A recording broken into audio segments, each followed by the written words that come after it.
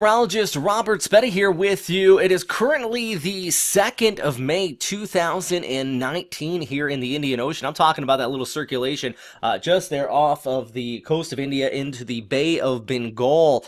And that is extremely severe cyclonic storm Fani. I know that's a big mouthful here, but that's actually the current intensity of it according to the Indian Meteorological Department. The good news over the past 24 hours, you can even see that here on this loop. A lot of dry air is continuing to filter into it, and that is resulting in some weakening with that storm system. But overall, I mean, it's still pretty robust here.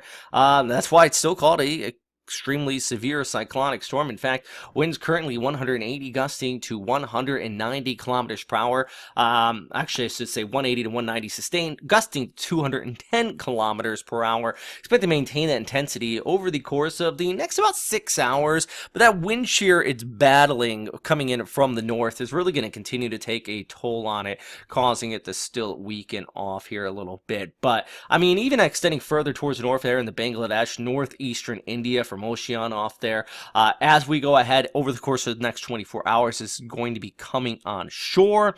It will be bringing those winds gusting to 200 kilometers per hour, right side of that center of circulation. Definitely a good threat for a storm surge, if I do say so myself. In fact, let's take a look at the medial Earth model here. This is the ECMWF, I should say specifically, and let's just cruise it ahead as it comes on shore, and you can kind of get an idea of where that center of circulation is there. You got those winds continuing to flow in, and as that moves in, that just brings in that storm surge, pushes that water on shore, and that's the big threat here. That's why thousands of people have already been evacuated. And the India Meteorological Agency, but also the government recently, even from the time I've been tracking these storm systems, are better and better and better at warning people and evacuating them ahead of time. But as we go through the weekend, this is eventually going to move towards the north, just get demolished by that dry air still dominating northeastern India, and eventually move off there into the Himalayas. In fact,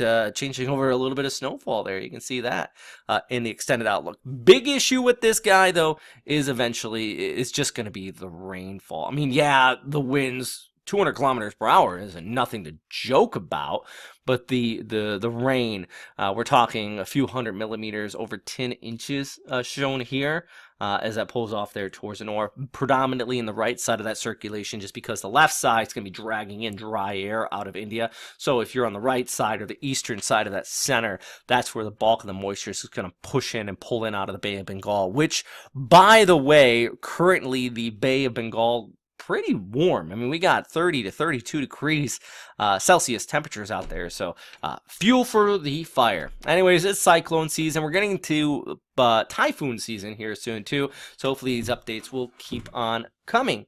Yeah, just trying this out here. It's a little bit different. Got a green screen again, so I'm really excited, and I just wanted to get it working today. Still gotta edit it a little bit though more.